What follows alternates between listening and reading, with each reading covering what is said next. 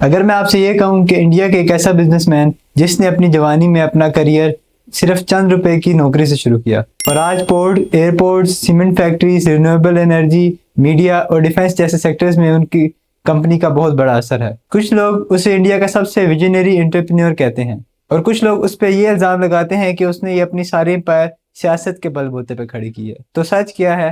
آئیے جانتے ہیں۔ کیا گوتم ادانی صرف اپنی محنت کے بل بوتے پر بلینئر بنا یا اس کے کامیابی کے پیچھے سیاست کا ہاتھ ہے؟ آج کی ہم اس ڈاکیومنٹری میں فیکٹس، پبلک ریکارڈز اور ڈاکیومنٹری رپورٹس کی مدد سے ادانی گروپس کی پوری سچائی سمجھیں گے۔ گوتم ادانی کی پیدائش 24 جون 1962 میں گجرات کے شہر احمد آباد میں ہوئی۔ ان کا تعلق کسی بہت امیر خاندان سے نہیں تھا۔ ان کے والد ایک ٹیکسٹائل کے چھوٹے مرچنٹ تھے اور گھر کے حالات کچھ خاص اچھے نہیں تھے کہ وہ آرام کی زندگی گزارتے۔ کالج میں داخلہ لینے کے باوجود اس نے اپنی ڈگری مکمل نہیں کی، بلکہ وہ ممبئی چلے گئے اور ادھر جا کے ڈائمنڈ سورٹر کی جاب شروع کر دی۔ روزانہ گھنٹے تک ہیرو کی گریڈنگ کرتے ہوئے اس نے بزنس اور ٹریڈنگ کی بنیادی سمجھ حاصل کی اور کچھ عرصہ بعد اس نے اپنا خود کا ڈائمنڈ بروکریج شروع کیا۔ 1981 میں وہ احمد آباد واپس آ گئے اور اپنے بھائی کی پی وی سی پلاسٹک مینوفیکچرنگ کمپنی کو سنبھالنا شروع کیا۔ یہیں سے انہیں انٹرنیشنل امپورٹس اور ایکسپورٹس کا تجربہ حاصل ہوا اور یہ تجربہ بعد میں ان کی زندگی کے لیے ٹرننگ پوائنٹ ثابت ہوا۔ 1988 میں گوتم ادانی نے ادانی ایکسپورٹس کی بنیاد رکھی۔ شروع میں کمپنی ایگریکلچر کوموڈیٹیز اور را مٹیریل کی ٹریڈ کرتی تھی، مگر کسی نے یہ نہیں سوچا ہوگا کہ یہ چھوٹی سی کمپنی آگے آنے والی دنیا کی سب سے بڑی انفراسٹرکچر گروپ میں سے ایک بننے والی ہے۔ 1990 کی دہائی میں انڈیا کی اکانومی لیبرٹائز ہوئی اور پرائیویٹ کمپنیز کے لیے نئی اپرچونٹی کھلی اور ادانی نے باقی لوگوں سے پہلے اس اپرچونٹی کا فائدہ اٹھایا۔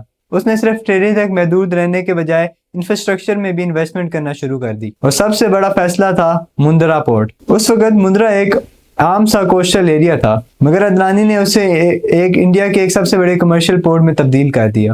آج مندرا پورٹ انڈیا کا سب سے بڑا کارگو پورٹ مانا جاتا ہے اور اسی نے ادانی گروپس کو نئے مقام تک پہنچایا۔ اس کامیابی کے بعد ادانی گروپس نے ایک کے بعد ایک نئے سیکٹر میں قدم رکھنا شروع کیا۔ Coal, power station, media, logistic, defence, roads, railways اور بھی بہت کچھ۔ آج ادانی گروپ انڈیا کے بہت سے عام حصوں میں کام کر رہا ہے اور اس گروپ کو انڈیا کی سب سے بڑی انفراسٹرکچر کمپنیز میں شمار کیا جا رہا ہے۔ لیکن جتنی تیزی سے ادانی کی امپائر بڑی ہوئی، اتنی ہی تیزی سے ایک اور بحث شروع ہو گئی: نریندر مودی اور گوتم ادانی کے تعلقات۔ ادانی گروپ کی ترقی کے ساتھ ایک نام ہمیشہ جڑا رہا ہے اور وہ نام ہے نریندر مودی۔ گوتم ادانی اور مودی دونوں گجرات سے تعلق رکھتے ہیں۔ جب مودی گجرات کا چیف منسٹر تھا، اسی زمانے میں ادانی نے مندرا پورٹ اور بہت سے انفراسٹرکچر پروجیکٹس میں بہت تیزی سے ترقی حاصل کی اور اسی وجہ سے اپوزیشن اور تنقیدی نظروں نے گوتم ادانی کی کمپنی کی ترقی کو حکومتی پالیٹکس کے ساتھ جوڑا ہے۔ راہل گاندھی اور اپوزیشن کے دوسرے لیڈر نے کئی دفعہ پارلیمنٹ اور الیکشن کیمپینز میں مودی اور ادانی کا تعلق پہ سوال اٹھایا ہے۔ ان کے مطابق ادانی کی ترقی صرف بزنس اسٹریٹجیز کی وجہ سے نہیں ہے، بلکہ سیاسی قربت کا بھی اثر ہے۔ لیکن دوسری طرف مودی کی حکومت اور ادانی گروپس نے ہمیشہ ان الزاموں کو رد کیا ہے۔ ادانی گروپ کا کہنا ہے کہ اس نے تمام پروجیکٹس لیگل بڈنگ اور بزنس اسٹریٹجیز کی وجہ سے حاصل کیے اور اس کی کمپنی کی ترقی کی بنیاد پلاننگ اور ایگزیکیوشن ہے، نہ کہ سیاسی حمایت۔ آج تک انڈیا کے کسی کورٹ نے یہ فیصلہ نہیں دیا کہ ادانی گروپ مودی کے ساتھ غیر قانونی تعلق کی وجہ سے اپنی امپائر کھڑی کی۔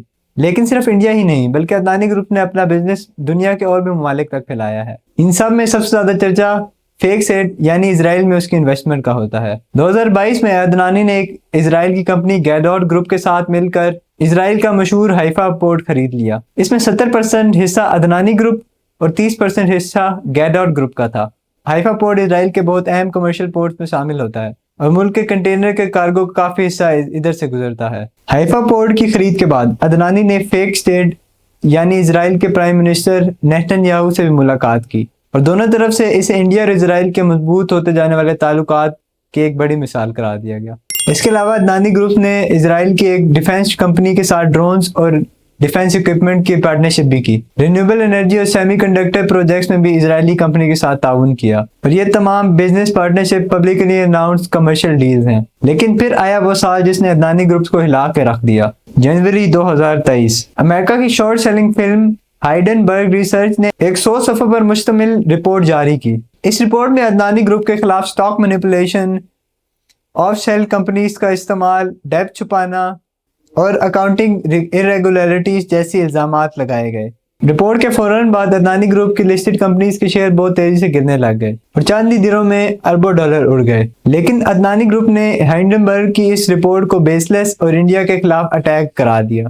کمپنی نے ان تمام الزامات کو ریجیکٹ کیا اور کہا یہ رپورٹ صرف غلط معلومات اور اسپیکولیشن پر بیسڈ ہے۔ بعد میں انڈیا کی مارکیٹ ریگولیٹر SEBI نے عدنانی گروپ کے خلاف کچھ اہم الزامات پہ ثبوت نہ ملنے کی بات کی، جبکہ ہائنڈنبرگ کے تمام سوالات مکمل طور پر بند نہیں ہوئے۔ اس لیے یہ بحث آج تک جاری ہے، اور جب لوگوں نے سوچا کہ سب سے بڑا طوفان تو گزر گیا ہے تو ایک نیا انٹرنیشنل کیس سامنے آیا۔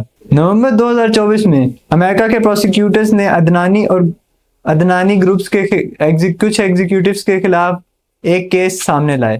US ڈپارٹمنٹ آف جسٹس نے یہ الزام لگایا کہ انڈیا میں کچھ سولر پروجیکٹ حاصل کرنے کے لیے عدنانی گروپ نے کئی افرادوں کو رشوت دینے کی سازش کی، اور بعد میں امریکن انویسٹر سے فنڈز حاصل کرنے کے وقت ان معلومات کو ٹھیک طرح سے ڈسکلوز نہیں کیا گیا۔ یہ خبر آنے کی دیر تھی کہ انٹرنیشنل میڈیا میں ہلچل مچنا شروع ہو گئی۔ عدنانی گروپس کے شیئر پھر دوبارہ سے پریشر میں آنا شروع ہو گئے، اور کچھ انٹرنیشنل پارٹنرز نے اس صورتحال کا جائزہ لینا شروع کر دیا، لیکن عدنانی گروپ نے ان تمام الزامات کو مکمل طور پر رد کر دیا۔ کمپنی کا کہنا تھا کہ وہ تمام قوانین کی پابندی کرتی ہے اور وہ اپنا دفاع کورٹ میں کرے گی۔ ان تمام کنٹروورسیز کے بعد بھی ایک حقیقت کا انکار کرنا مشکل ہے کہ آج عدنانی گروپ انڈیا کے سب سے بڑے بزنس گروپ میں شامل ہوتا ہے۔ گروپ کے پاس انڈیا کے سب سے بڑے پرائیویٹ پورٹس کا نیٹ ورک ہے، اور کئی ایئرپورٹس کے آپریشنز بھی اسی کے پاس ہیں۔ Coal mining, power generation, electric distribution, logistics, defence اور بھی بہت ساری سیکٹرز میں ان کی کمپنی کام کر رہی ہے۔ اس کے پروجیکٹس صرف انڈیا تک محدود نہیں ہیں، بلکہ آسٹریلیا، سری لنکا، بنگلہ دیش اور بھی بہت سے ممالک میں ان کی انویسٹمنٹس ہیں۔ لیکن جب اتنی بڑی امپائر ہوتی ہے تو اتنے ہی زیادہ سوال پوچھے جاتے ہیں، اور آج بھی ایک یہ سوال پوچھا جا رہا ہے کہ کیا عدنانی گروپ کی ترقی کی وجہ صرف بزنس اسٹریٹجیز ہے یا سیاست بھی ہے؟ اپوزیشن کا جواب ہے کہ ہاں، سیاست ہے، لیکن عدنانی گروپ کا جواب ہے کہ نہیں، سیاست نہیں ہے۔ اس کا فیصلہ نہ سوشل میڈیا، نہ ٹی وی ڈیبیٹس، نہ بیس لیس ایکوزیشنز ہیں، بلکہ عدالتی ریکارڈز، انویسٹیگیشنز اور ثبوت ہی کر سکتا ہے۔ لیکن ایک بات سچ ہے کہ عدنانی نے ایک چھوٹی سی کمپنی کو انڈیا کی سب سے بڑی کمپنی میں بنا دیا۔ کچھ لوگ عدنانی کو انڈیا کی ترقی کی مثال کہتے ہیں، اور کچھ لوگ کہتے ہیں یہ کیپٹلزم کی مثال ہے، اور کچھ لوگ کہتے ہیں سچ ان دونوں کے درمیان ہی موجود ہے۔ آخری فیصلہ آپ کا ہے۔ کیا گوتم عدنانی ایک ویژنری انٹرپرینور ہے یا اس کی ترقی کے پیچھے سیاست کا ہاتھ ہے؟ کامنٹ سیکشن میں ضرور بتائیے گا۔ اگر آپ کو یہ ویڈیو اچھی لگی ہے تو اسے لائک کیجیے گا، چینل کو سبسکرائب کیجیے گا اور بیل آئیکن دبانا مت بھولیے۔ ملتے ہیں اگلی ویڈیو میں، تب تک کے لیے اللہ حافظ۔